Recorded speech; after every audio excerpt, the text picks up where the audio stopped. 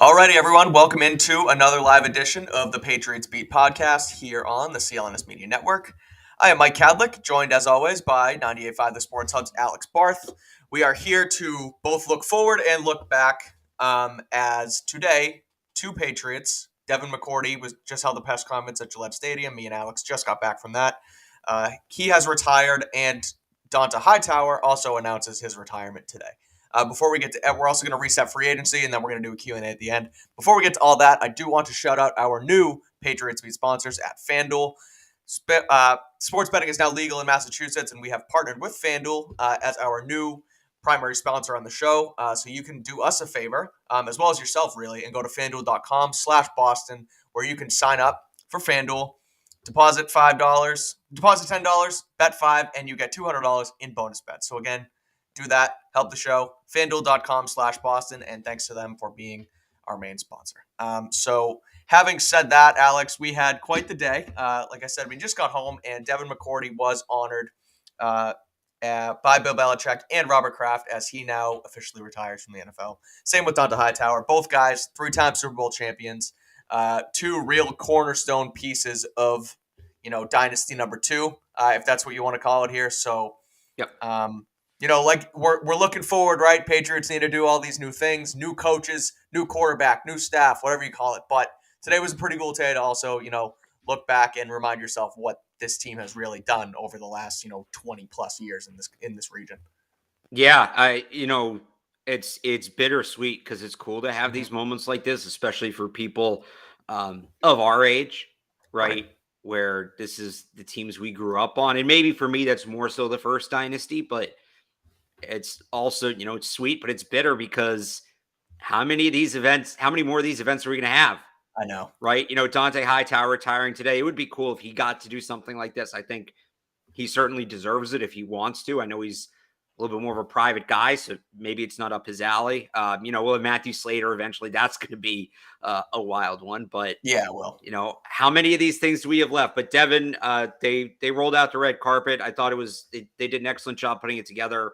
Yeah, it was awesome. Great job on the highlight video, the Patriots media staff, video staff for doing that. I thought Bill told some great stories. I loved the one about his first meeting with Devin at Rutgers, where basically they were going over tape, and Bill's asking about the secondary, and Devin's giving him all the calls, and Bill goes, all right, this kid thinks he knows everything. So he starts asking about the linebackers. Then he starts asking about the defensive line. He said he wanted to embarrass him. I thought it was awesome. Right, I think that's exactly what he said. Yeah. And McCourty had every single call, and Bill said, I'd never seen any sort of meeting like that.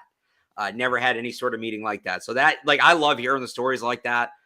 So it was great, and it was a great way to honor a great player. And as both Bill and Robert Kraft said, we'll do it again in 4 years, right, when he gets his red jacket. Yep. But it's bittersweet because he was a massive, massive piece of those teams. I think in some ways it's fitting Donta Hightower announced his retirement today.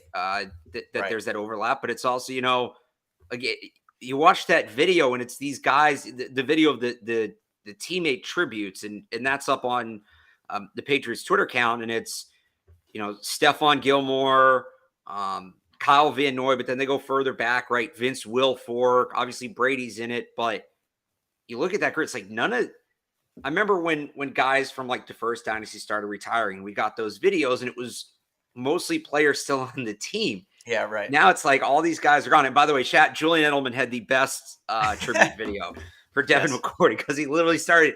And I'm looking at it and I'm like, why is he in a Bed Bath & Beyond? And I figured I was confused. And he literally starts his video. Hey, Dev, big day for me at Bed Bath & Beyond. That was great. That was awesome. That was funny. Yeah, the whole thing was super. I thought, like you said, the Patriots themselves, their media team did a great job of putting it together. I thought it was also awesome to see Jason McCourty was there, Devin's whole family.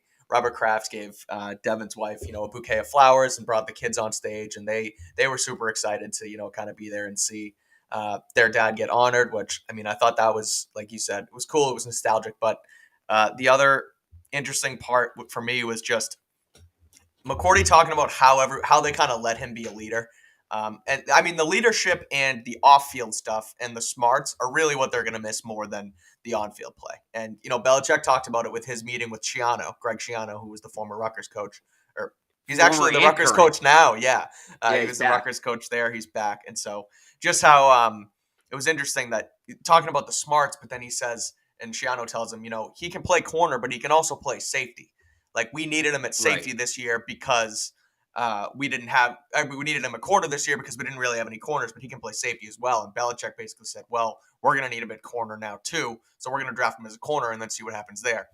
He plays cornerback, goes to the Pro Bowl, and then goes to safety for the rest of his career. He's a 12-time captain as a safety, goes back to the Pro Bowl again. And so just, what he brought to this, this whole city, this franchise. I thought the cool thing, too, what he said about playing in Boston and just how, Yeah.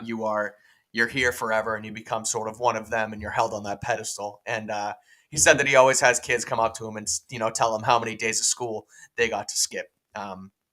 To go to Patriots parades in Boston. So, I thought that was awesome. The whole thing was, like I said, it was just super. And it was cool too, going from a fan to now, still a fan, but covering the team, firsthand, just watching the highlight videos and, him being in the huddle and pumping those guys up. I thought it was just, it was cool to see. It was cool to see, him get emotional and really understand what he's meant to this team, and to be able to have a day was awesome. So, Yeah.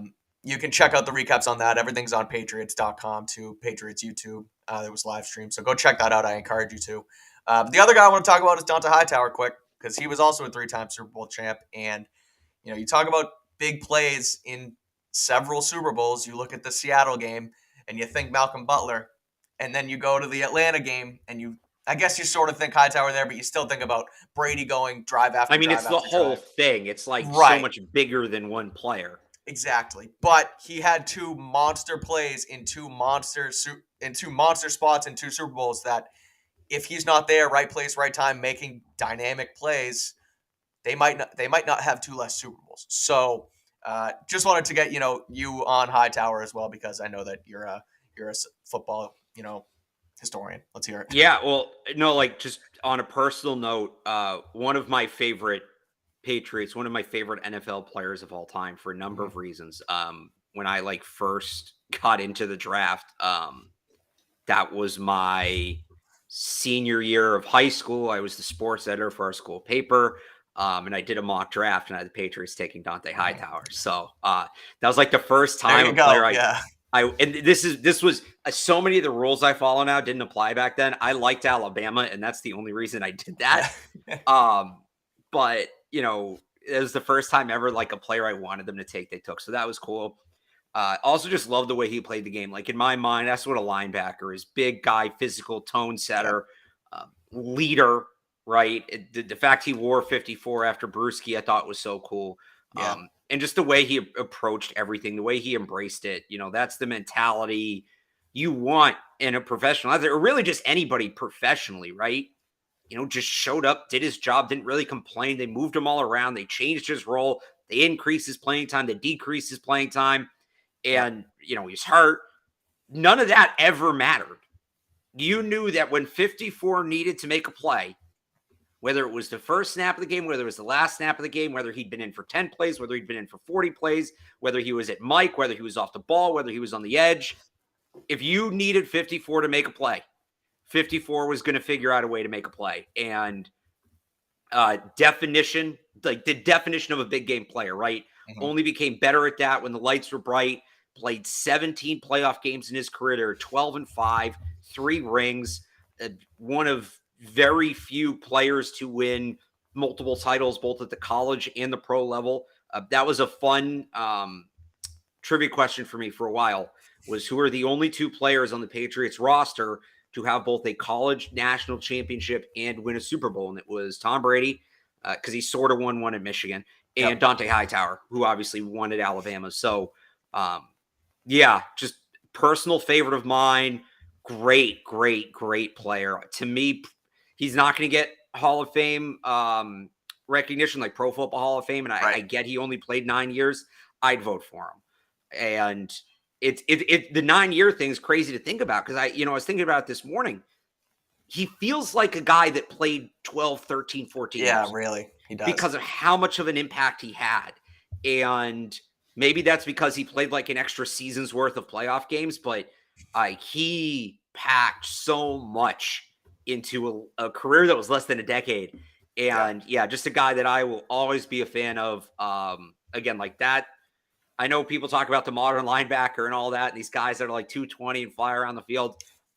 If I'm building a team, both what he brings on the field and what he brings off the field, I am going to find a place for Dante Hightower on my team every single time.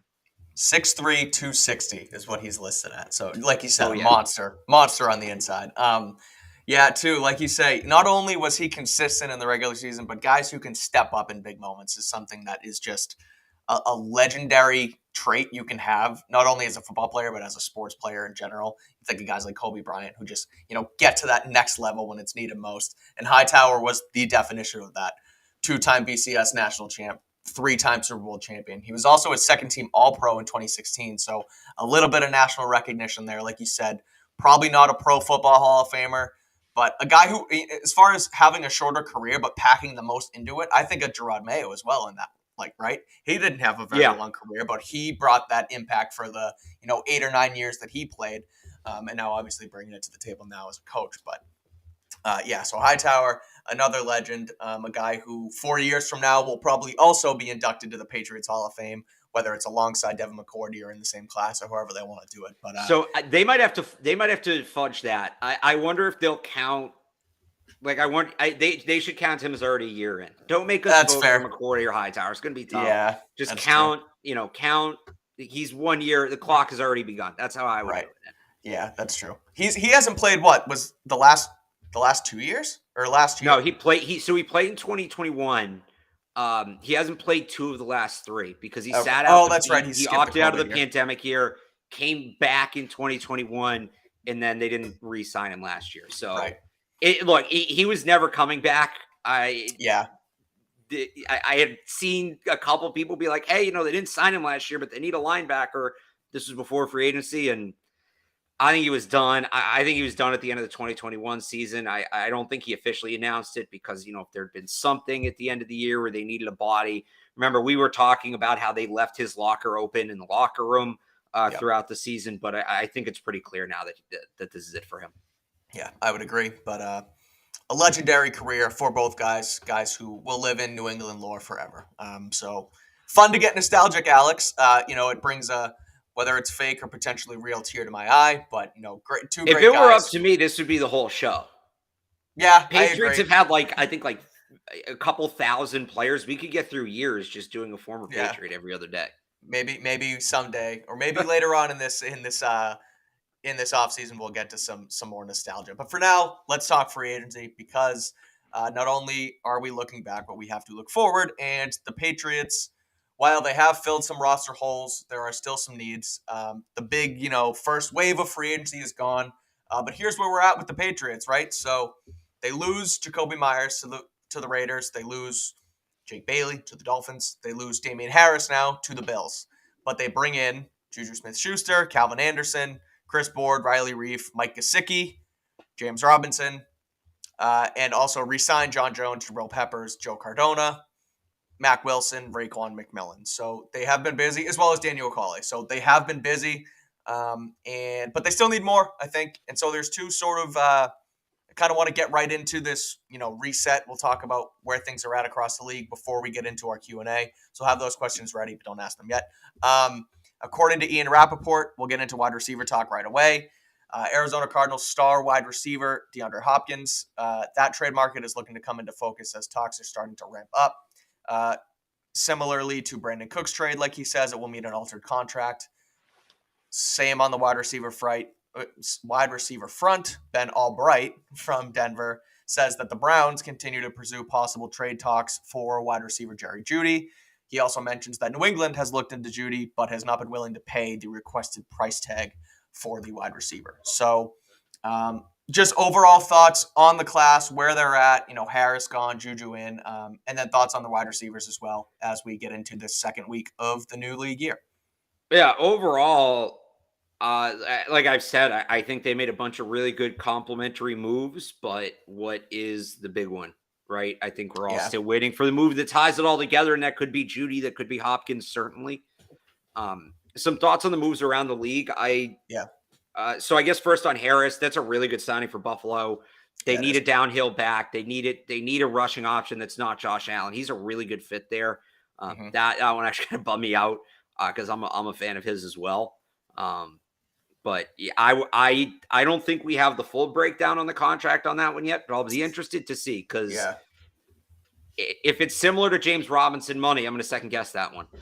Because the biggest knock on Harris is he's hurt a lot, and it's not wrong, but you sign a guy coming, a year and a half removed from a torn Achilles, and at that point I'd go with Harris. But another interesting trend, Dalton Schultz, right, signed in Houston, 1 year, $9 million. He got a little more guaranteed than Gesicki did, but the tight end, we talked about Gesicki potentially being underpaid. Schultz was a guy who was the top tight end in this class coming in.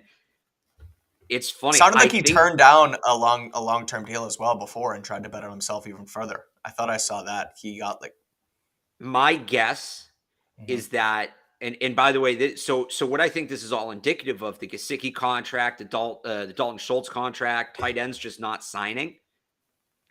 I think the league is as high on this tight end class as we are, right? Teams don't want to pay tight ends right now because they know they can go get one in the 3rd, 4th, 5th round of the draft who's going to be a player. Right. So this is another sign that, as much as we on the outside talk about how much we like this tight end class, the league clearly, it seems, feels the same way. What else was there around the league? And then on the wide receiver stuff. Yeah. If I am the Cardinals or the Broncos, I am pissed at the Texans right now because there it is. Just a few lower here. Yep. Yeah, Brandon Cooks probably should have gone for more than that. I don't know how much more, but more. Top 150 pick for sure. And the reworked contract as well. So that brings the price further down because it's like, we got to trade for him. We also have to figure out a new deal with him. That's more on our part. So the price to me is for Hopkins, it should come down. And I don't know that they get him for this price, but if Brandon Cook's going for 5th and a 6th with a new contract, I don't know that I'm giving up 46 for Hopkins. Right. Maybe a pick swap, 46 for Hopkins and Arizona's third. And I don't know where their 3rd round pick is. Or off the top of my head. Around 76. Pick 76 for Hopkins. Right. Or maybe it becomes 76 straight up for Hopkins or something like that. So I think the price on the wide receivers dropped with Hopkins. Judy's a little different just because he's so young. There's potential there, but it's pretty clear at this point the Broncos aren't going to get that 1st round pick. And look, they may be content in just saying, we only wanted to do this because we thought we could get a 1st. Right. There's a very real chance that that's their thought process, and they're not going to get a 1st, and he's just going to be there. And then they'll pick up his 5th-year option, or he'll be a free agent or whatever. But they're not getting 1st for him, not in this market. So the game of chicken continues. So, keeping on the wide receiver talk with Brandon Cooks, right? So the Patriots, they have their slot now in Juju. They have, a double tight or 2 quality tight ends that can play in the passing game. You have your running backs. Again, quickly on Harris too. James Robinson may be more of a pass catcher than Harris, which might be kind of the way they were looking to go with Ramondre being I don't think that's true though. Okay. Like statistically, yes, Robinson has been in more of a passing role, but Harris did a very good job catching the ball out of the backfield at Alabama. They just never used him for that here, which is another reason why, and again, if the money's different, if Harris got significant guaranteed money, forget all of this. This is if the money's similar. 100%. I would have rather seen what Harris can do as a pass catcher than go pay James Robinson. I would agree. But back to the receivers. So Brandon Cooks goes for this 5th and the 6th. Would you have done this if you're the Patriots? Oh, yeah. Yeah. And I said last week, right, that this was a guy that I thought made a lot of sense. Gives him that speed dynamic. He's a veteran, but he's not old. And then you look, I think he got $12 million guaranteed or something, or it's a $12 million cap hit or whatever it is on the new contract, which I know that number probably petrifies a lot of people for a wide receiver. That's very manageable money. I would have been in on this 100%. Yeah, I think it made a lot of sense. It would be a good fit, especially if, I heard a lot of talk about just lately with Tyquan Thornton. I think Tom Curran said it, where if you trust Tyquan to be that downfield pass threat, you're number one, the burner that can take the top off, then maybe you don't need another move. But if you don't, then that's sort of the role they're looking for, is that number one. Not so much taking the top off of defense with a guy like Hopkins, right? But your outside coverage. Receiver dictating coverage. Yeah. Exactly. Cooks could be that for this price. This to me tells me that they have something. It tells me one of two things. Well, it tells me one thing that could mean two things. Okay. I don't think they were outbid here. I feel like they have something bigger in mind where they said, all right, we don't need to give up 2 picks for Brandon Cooks. We're going to do this other thing, whatever it is, that's going to be better anyway. Now, that could be they've seen Tyquan working out at the facility and they're like, okay, he's ready. We don't need to bury him. Or it could be, if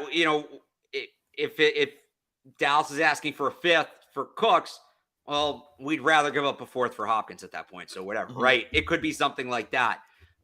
So I don't think this is them just passing on a wide receiver.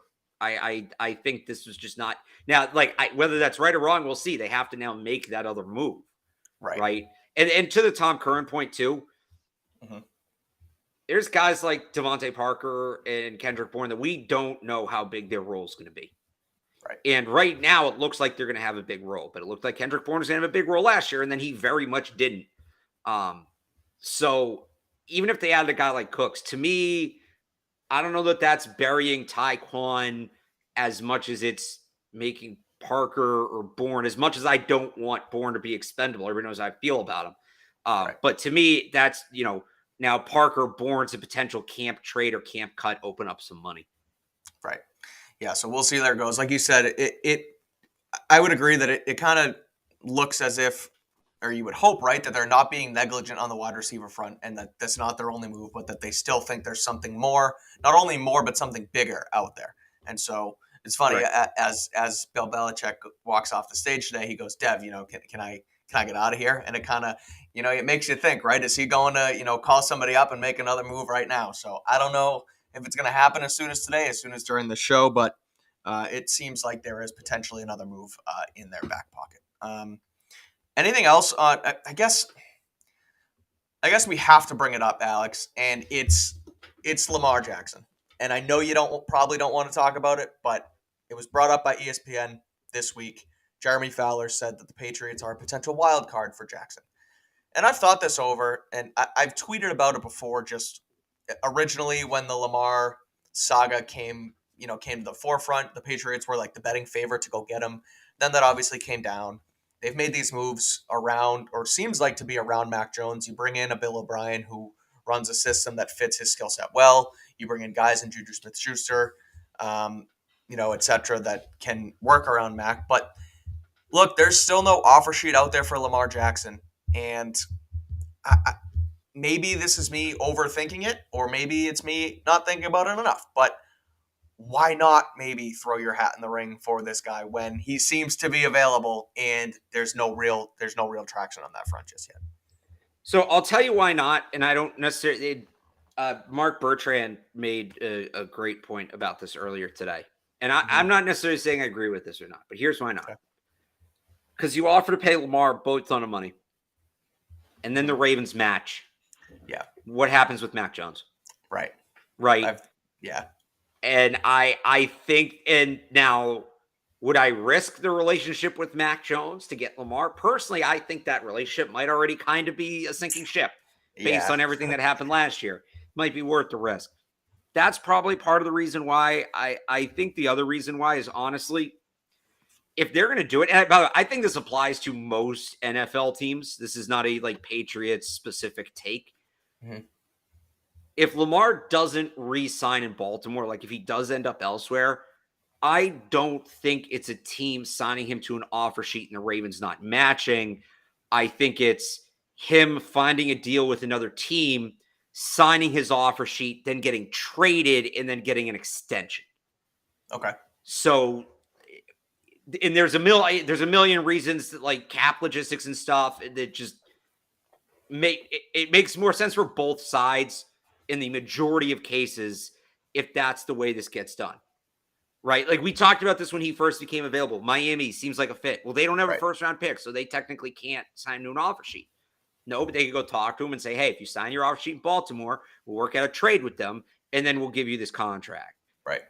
So it's a very, very unique situation. Talking about Lamar's whole free agency. Right.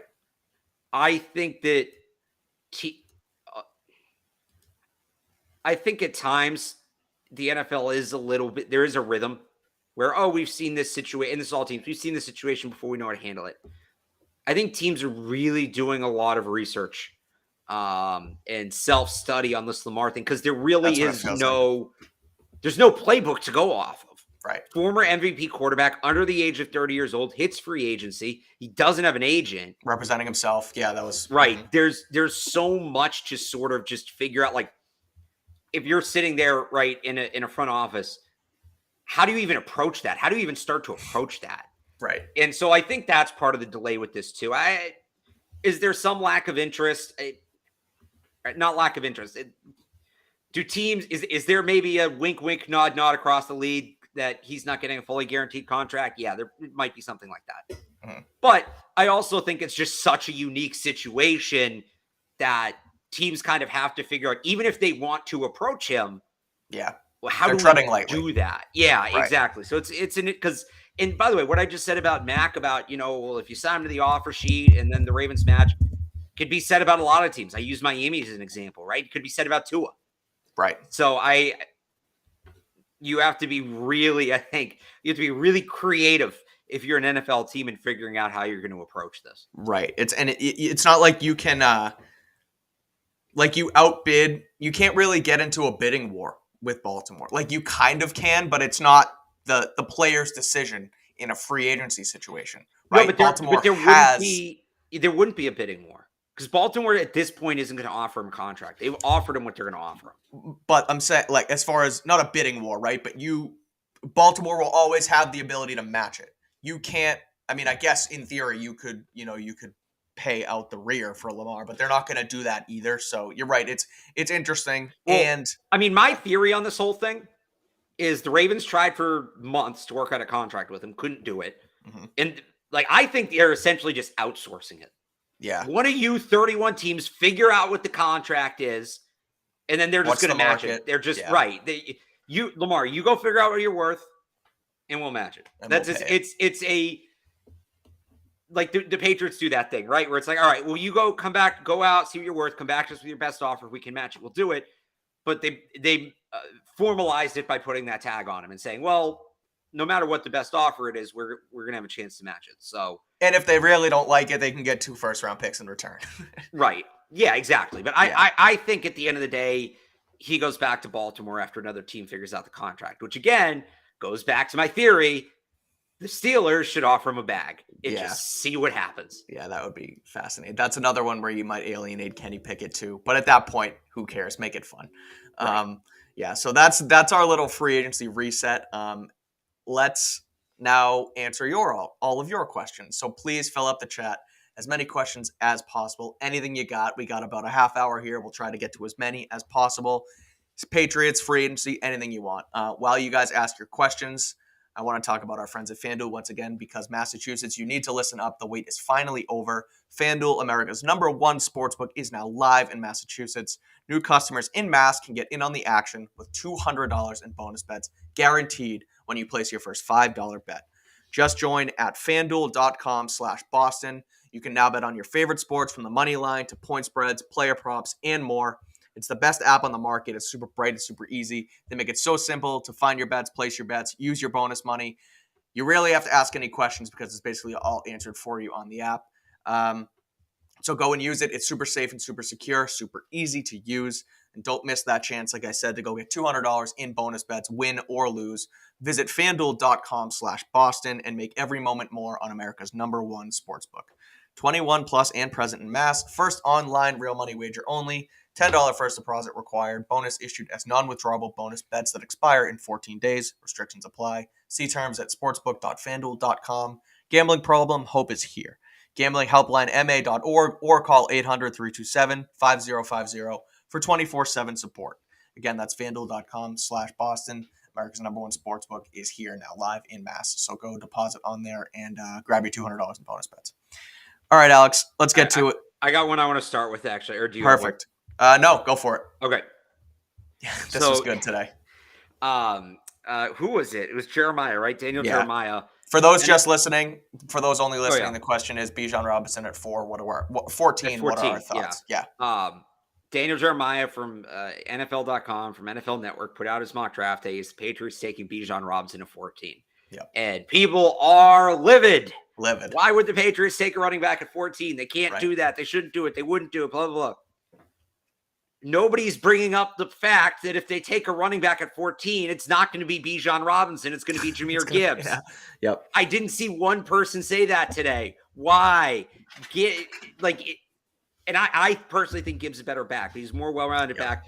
Either way, they're not taking a running back at 14, but my biggest critique on this isn't even Jeremiah has them taking a running back at 14. It's that he has them taking the wrong running back at 14.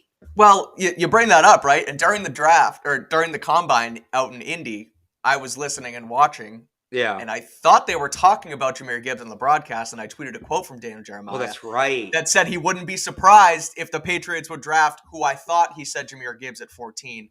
It ended up being Robinson. So he did this just to spite you. Potentially, yeah. So DJ, responded to my tweet last month, whenever it was, said, no, I was talking about Bijan.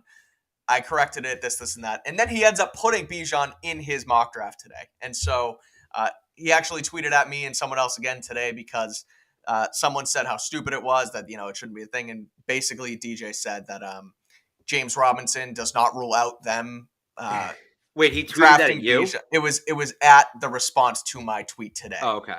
And so because I quote tweeted DJ's draft and said that he has the Patriots taking Bijan Robinson. Yeah. He says that James Robinson does not rule it out, and that essentially his reasoning for it was that when everybody zigs, Belichick zags, and maybe they bring in Robinson. But again, I can't reason with taking a running back early, just like I can't reason giving a running back a second contract that's worth a lot of money. So at the end of the day, if they do take a running back this early, I agree with you, it should be Jahmyr Gibbs because of his pass catching ability. He would mesh with Ramondre much better, and he also has worked with Bill O'Brien before.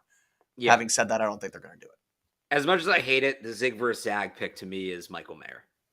That's the Zig. They're just not going to take a running back this high. All right. Yeah.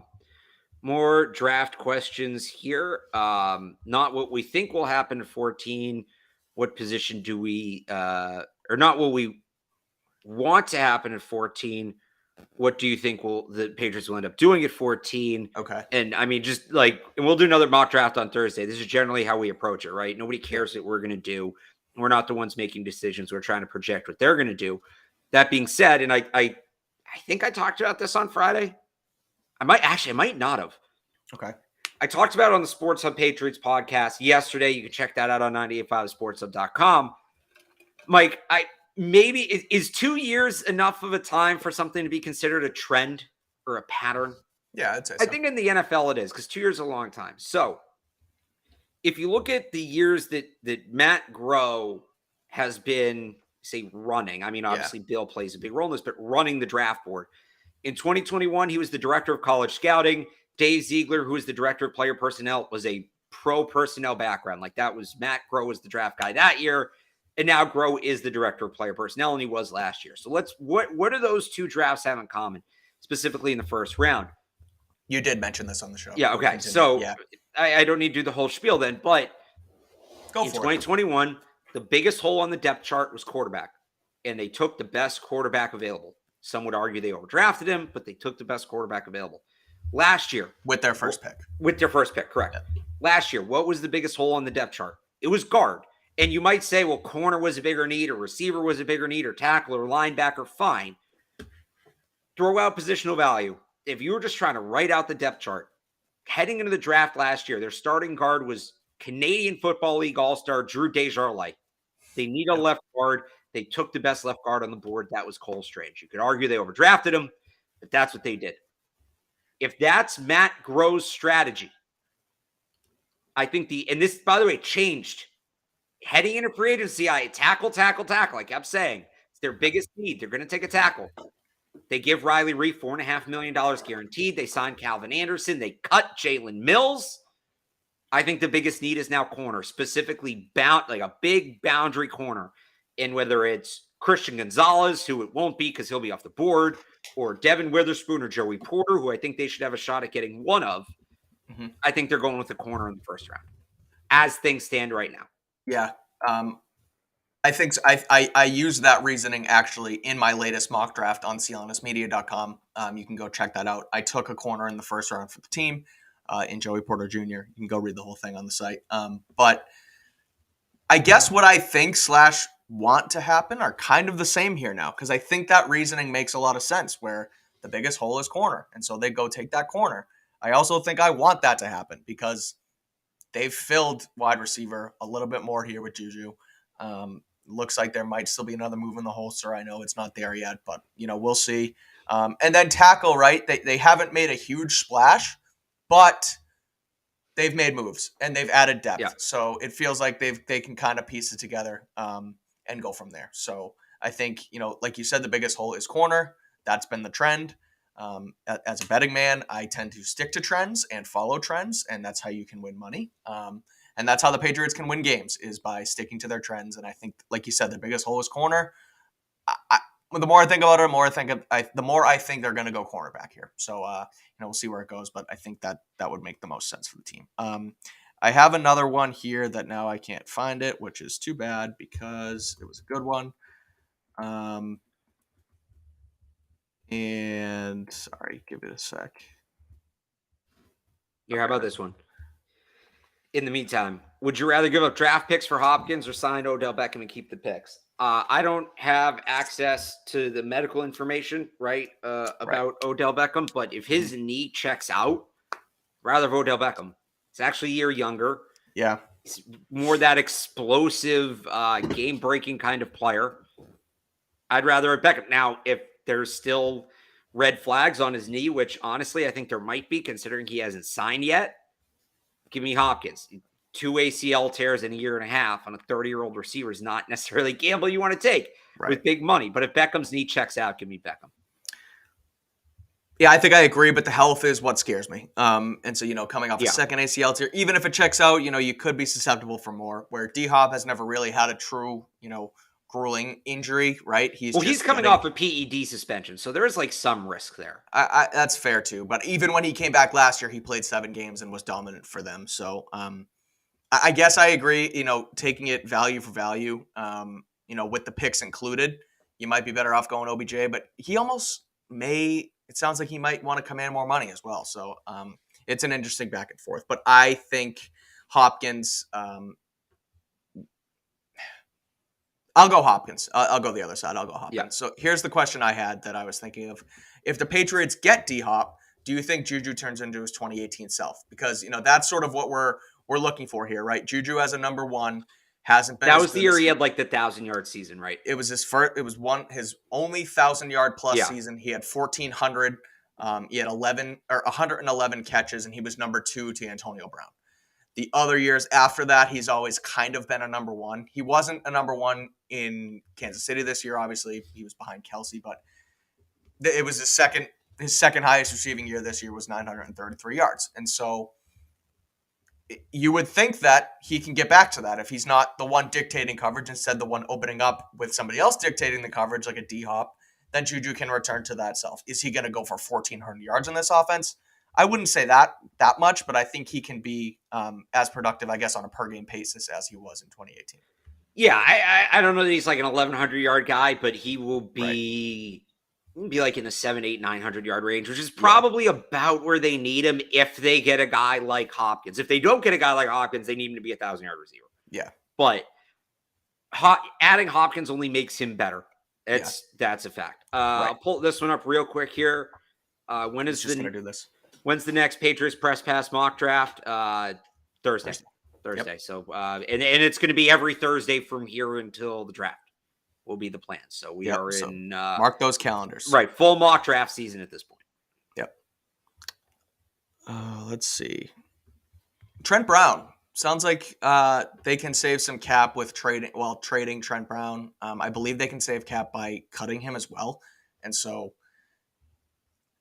will the Patriots trade Trent Brown? They save a lot of cap doing so, is the question. I guess it depends on what they do in the draft too, because if they can bring in, a left tackle in the draft first round, then maybe they cut Trent or they try and trade Trent. If they don't, I think they need to stick it out because when he's on, he can be a very good left tackle, and you almost have to play the numbers game there and take your risk with Trent if you don't get another guy who can play the position. Yeah, I think they're holding on to Trent at this point. Yeah, me too. They invest heavily in right tackles. Prior to free agency, it made more sense. Unless they trade for Judy and he wants like a massive extension. Right. The amount of money you're opening up, and they'll open up money at some point, but there's nobody left to use it on, right? Like you can't, there's no more big splash signings to make. So at this point, you just hold on to him, at least to camp. And if he looks really bad in camp, maybe you make a move then. But yeah, I think at this point, it's worth keeping him. Yeah. While I appreciate this comment, Patrick, I want to give Mac Rowe his flowers a little bit here because they've had a really good couple drafts. The comment is Alex Barth, Mike Kadlick, better than Mac Rowe. Mac Rowe's been really good as the director of player personnel, and since he's sort of headed up, this draft operation, they brought in Mac, Barmore, Ramondre, both rookie Joneses at corner last year. Pierre Strong looks like he could, potentially have a role here. Bailey Zappi, look, wherever you stand on the Mac versus Zappi saga that happened last year, I'm personally team Mac. Mac's the starter of this team, but Zappi is a quality backup. They just cut Brian Hoyer. Clearly, they believe in Zappi. So I think Mac Rowe's been great in his role so far, drafting guys. Oh, I mean, I think he's been great. He didn't have a really high bar to clear from the previous couple drafts, but right. No, I'm a huge fan of the work he's done so far. We'll see if he can do it again this year, but I think there's this idea that you have to hit on every pick in the draft to have it be like a good draft. Even teams we consider good drafting teams don't hit on every pick. There's that, and everybody points to that one year, it's like 2016, that the Saints drafted like 6 Pro Bowlers and 8 picks or something like that. The other 2 guys are contributors. That's not realistic. Hit on your first round pick, hit on at least one of your 2 top 50 picks, and hit on 1 or 2 guys on day 3. That's a good draft. It's not a great draft, but that's good. If you do that, you can maintain a core, basically. Right. And they haven't quite done that. They haven't hit on first round picks. Day 2's kind of been their best day. The day 3 picks have not panned out. So that to me is kind of what I look at. Did you hit on the first round pick? Did you get at least one other legit top 100 pick? And then did you find a guy or 2 on day 3? You should be hitting 100% of the time in round 1, over 50% of the time in round 2. And if you can get around 50 in day 2, around 50 100% on day 1, over 50 on day 2, right? If you only have 2 picks, you should go 1 and 2. If you have 3 picks, you should go 2 or 3. And then can you get a couple of players on the 3rd day? That's pretty much what I look at as like a baseline successful draft. Yep. Alex, what will they do about safety? McCourty obviously retires today. Yes. I'll leave it to you to go first. Yeah, so I think Taylor Rapp would be a great signing. I saw some people asking about him earlier on.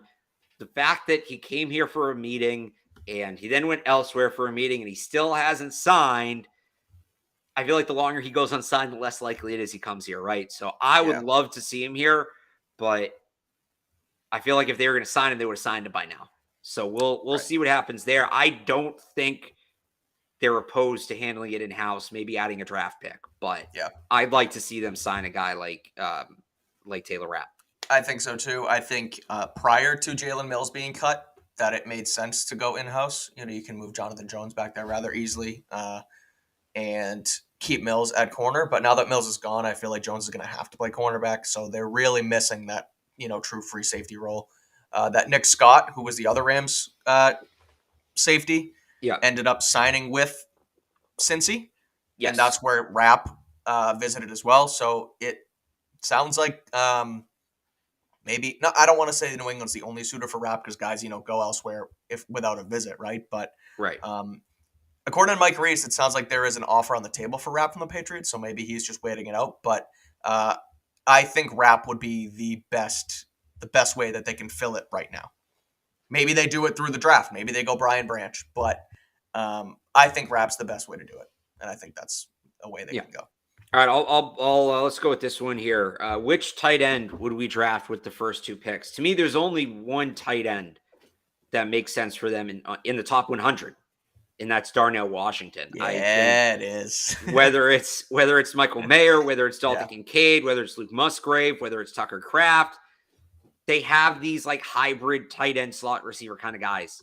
Right. They do, and if you're and you may say, all right, well, they're both on 1-year deals. Well, then you can take a guy later on like Zach Kuntz, who maybe isn't as polished as Dalton Kincaid, but I think has similar, if not the same upside, because that guy's going to sit on the bench this year anyway. Unless you're like one of these teams taking a quarterback to like plan ahead, right? Right. Top 100 picks should be guys who make an immediate impact. And the only tight end that there's a significant role for in 2023 is Darnell Washington because of his blocking ability. Exactly. So I don't know that I don't think he's going to get to 46. I don't know that I'd take him at 46. I certainly wouldn't take him at 14. I'd probably take him at 46, but I wouldn't take him at 14. So it's going to be interesting to see where he falls, but he's really the only one for me in the top 100. If you want to go later on, you want to start talking about Sam Laporta, you want to start talking about Zach Kuntz, you want to start talking about, I think it's Jaden Willis from Oklahoma. That's a different conversation. But as far as top 100, Darnell Washington. I agree. It's the blocking. Gesicki's not a great blocker. Neither is Hunter Henry. The real blocking tight end last year was Jonnu Smith. He's the one that gave you the most, and now he's gone. They still need a guy who can do that, and I think Washington would be the guy. It's that simple. All right, next one, Alex. We talk about drafting corner at 14. You've said it before. I tend to agree that I don't think Christian Gonzalez is the best corner in the class, and I don't think he's going to be there at 14. They may have their pick of a Devin Witherspoon or Joey Porter Jr. Is it worth trading up for Gonzalez, or are you okay sitting back and taking one of the other two? I'm okay sitting back. This is a deep draft. You're going to have to give up another top 100 pick. Yeah. Yeah, as much as I like Christian Gonzalez, if it was last year, I was in the boat that, because some people thought Devin Singletary was going to fall. Hey, if he starts to fall, maybe that's a guy you move up for. But I didn't like the depth as much in that draft. No, if you can get Devin Witherspoon or Joey Porter, you did very well. Right. There's no need to you're going to get a guy who has the potential to be a shutdown corner. There's no need to push like that. Right. Yeah, I agree. I think that they're too close, the three of them. Like, I don't think it's Gonzalez by a wide margin. So I think you're fine waiting, not wasting another pick, and sticking with. I mean, Joey Porter Jr. has been my guy the whole time. So I'm okay with that as well. Let's see. Would you still draft Jackson Smith and Jigba if he was available at 14, even after the Juju signing? No, pretty much because of what I just said about the tight ends. Yeah. You got to have a role for these guys. And it's tough. Both of them on the field, there's really not a lot of speed. And there's not there's a lot of overlap, but you can't necessarily have two of those route trees on the field at the same time because you need space. Right. So as much as I like JSN as a player, you just paid Juju Smith-Schuster all this money. You made him your headlining signing of free agency. He needs to be on the field at least 80% of the time. Yep. Well, then JSN's not playing. So what are you doing with that pick? No, I think JSN's out now. I think so too. We talk about Judy and Juju overlapping a bit. Judy can play outside almost. I don't want to say he's done that exclusively by any means, but he's played a lot of outside receiver in Denver. JSN is more of a true slot who could kind of play both, but there's going to be a lot more overlap in JSN and Juju's game than there would be in Juju and Jerry Judy. A lot of J's here. JSN, Judy, Juju. Yes. So it gets a little confusing. But yeah, as much as I like JSN, I think the Juju signing might have taken that off the table. Let's talk punter. I tweeted my mock draft that I talked about the other day on CLNS, and I think 2 or 3 people in my comments said, Alex is going to be pissed that you didn't take Michael Turk. Where's the punter? Why haven't you drafted a punter? Alex, what are they going to do about punter? They just let the Bailey guy go. Yeah, I think they could wait and do it through DFA. They've certainly done that before at positions of need, and it gets interesting. I think in such a strong punter class, A strong punter class. Michael, it is a strong punter whether class. I don't think it's as strong as last year, but Michael Turk, Bryce Behringer, Adam Korsick are all good options. I think you see them end up with a 5th round pick and take one of those 3 guys there. Yeah. We'll see. I think they could draft. I like the idea of Turk. I think what you tweeted it when you guys were out in Vegas that Belichick was like eyes locked on Michael Turk during tri-ball practice. Yeah. So it feels like that could be an option there. We'll see. They drafted Jake Bailey in the 5th round, so I mean, why not them do it again, right? Yeah. Well, that's their special teams round. They took Cardona there as well. When did they take Rohrwasser? Was that a 5th round pick as well? Yeah. I think so. Yep. Interesting. All right. Let's get a few more in here before we get off. Sorry, just here. Well, you're looking real quick. What time's the mock draft show on Thursday? Okay. Sometime between 5 and 7, like usual. TBD, but somewhere in that window. Follow at Patriots CLNS on Twitter. Follow Mike. He'll have it on Thursday when we decide. Yeah, probably 6 or 7, I'd say. Get Josh Downs if he falls. What do you think of Josh Downs? I guess he's kind of a slotty guy as well, right? Yeah, I really like Josh Downs as a player. I thought that was going to be their guy. I thought he was a great replacement for Jacoby, but it's the same thing I just said about JSN. Like, it's a little easier of a sell because it's not the 1st round pick. You're probably using 46 there, but he's not going to play a ton if everybody's healthy, and it's just the problem. These top 100 picks need to be impact guys, and I just don't see how he's an impact guy on this roster. Yeah. Let's talk draft. I've thought about this one a little bit. Let's talk draft. What have we been doing? Yeah, okay, but let's talk not just Patriots draft. I know. Who's the 1st round sleeper to unexpectedly fall in the entire 1st round? Does Jalen Carter still count as unexpectedly? That's who came to mind, but it's not really a sleeper anymore. I feel like that's kind of just going to happen. Yeah, I don't think he goes in the 1st round at this point. Yeah. Who is? I think there's a chance we're all way too high on Tyree Wilson. Okay, it's a pure upside pick, and there's all these teams that are going to take quarterbacks, and I think the tackles are going to go higher than expected. And I don't know. I don't like. I see everybody putting him in the top 10. I don't see it, and that's just me. Yeah, but I don't know that he falls to the Patriots, but I think Tyree Wilson maybe drops a little bit. Yeah. My thoughts go to Michael Mayer. Everyone's so high on him, and I just think that with the class being so deep, I don't see why anyone's going to jump on Mayer that early. Yeah. I've seen him at 15. I've seen him at 14, in and around that range. The other guy I think of is maybe Jordan Addison. Jordan Addison was considered a potential top 10 pick. Post-combine, he's fallen a little bit. I've seen him in the 20s around the mock draft database. So we'll see. There's going to be a lot of teams go for the receivers at the back end of the 1st round because you get to pick up the 5th-year option. They sort of go in a tumble as well. As soon as one goes, they go like hotcakes. So we'll see what happens there. But I think Addison could fall a little bit as well. All right. We'll take a few more before we get out of here. Thoughts on Brian Branch, Alex? I don't know if you think they would take him at 14. Is he too slow? A Bama guy. The Patriots like drafting those guys from Bama. But what do you think about Brian Branch in general? Yeah, no, I like Brian Branch. I think he's definitely in play at 14 for the Patriots. I could see them liking him. He's a way you replace Devin McCourty. A lot of what Bill said about Devin McCourty today applies, at least on the surface, to Brian Branch. Smart player, instinctual player, a leader, all of that. They kind of screwed him over with the 40. They had him run with the corner, so his time looked really slow. Yeah. He had a solid time for a safety. I'm not worried about his speed. Yeah, I agree. I'm a fan of his, and I'm a fan of his teammates in Jordan Battle as well. So I think Branch is a little bit better, but I could see them going with either one of those Alabama guys.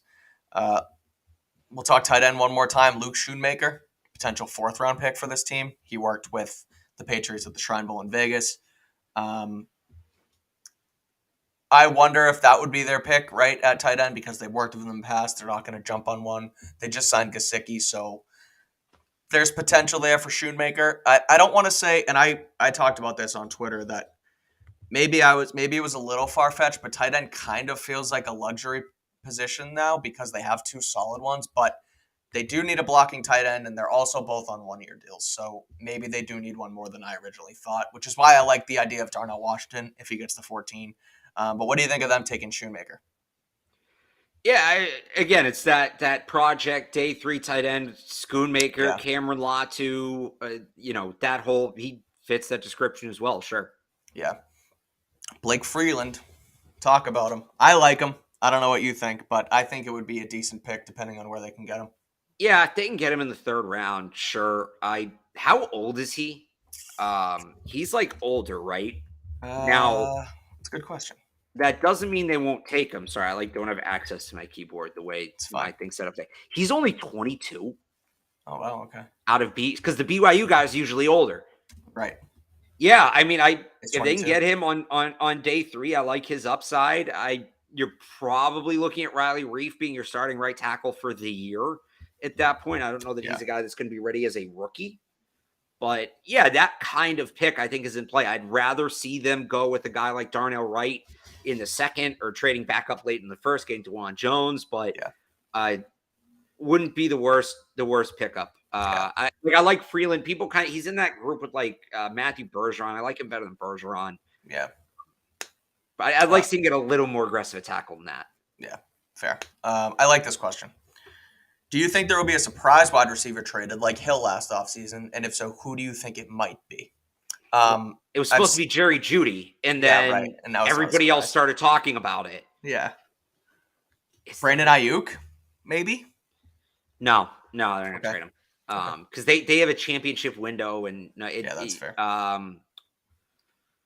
Yeah, but the Chiefs had I guess they didn't really need. The Chiefs had Patrick Mahomes, and then they just won it without him. So okay.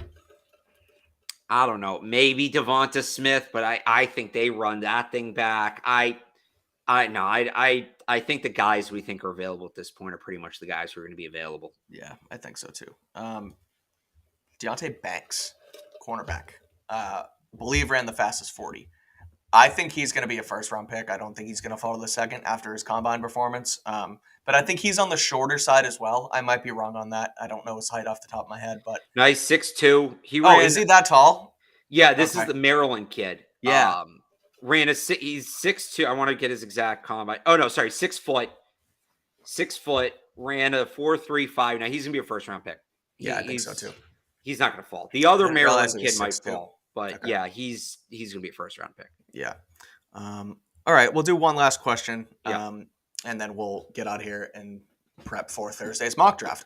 Here's we have a food question again. They use Beyond Meat. Do the Patriots swing a star on draft day? Guys like A.J. Brown went last year. Star was traded. There were some Aaron Rodgers rumors a few years ago that never amounted to anything. I love those draft day star trades. I think they're fascinating. Do you think the Patriots end up swinging one in late April? Only if it's Jerry Jeudy and it gets to the point where they're like, maybe the guy they want comes off the board before 14 and they call the Broncos and they say, you know what, just take the pick. Or they trade back and trade the pick. There. Yeah. Yeah. It's just not, that's not how they operate. Yeah. It's really not how they operate. So I don't see it. I think so too. All right, guys. Well, thank you for joining us tonight and listening to us get all nostalgic about both Devin and Hightower. It was a good time down there in Gillette today. So you can check out all our coverage on that. I wrote about it on CLNSmedia.com. Alex has something on Sports Hub too. So check those out. We will be back Thursday for a mock draft. But before then, check out FanDuel.com/Boston because you can get $200 in bonus bets when you place that first $5 bet.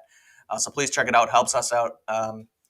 Good sponsor, great sponsor for us, the whole shebang. And so we'll be back on Thursday. We'll keep you updated with the time. Follow me on Twitter at Mike Kadlick. You can follow him at Real Alex Barth. We'll keep you updated on when that's going to come. And like I said, read our stuff, and thank you guys for watching. We will see you on Thursday for Mock Draft 3.0 here on Patriots Beat this offseason. So excited for it. So set those calendars and